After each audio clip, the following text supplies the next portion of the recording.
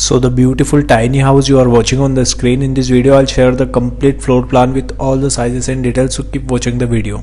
So this is the floor plan of the house. The total area I have taken is, the width is 20 feet in meter 6 meter and the length is 16 feet 4 inches in meter 5 meter.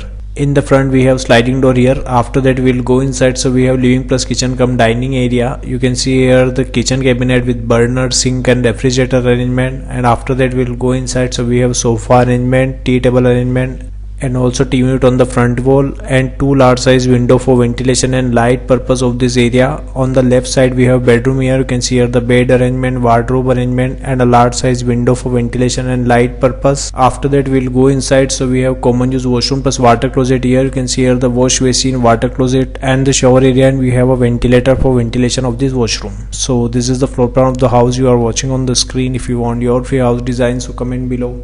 If you like the video, keep watching the video. Stay tuned with my YouTube channel. Thanks for watching this video. Thanks.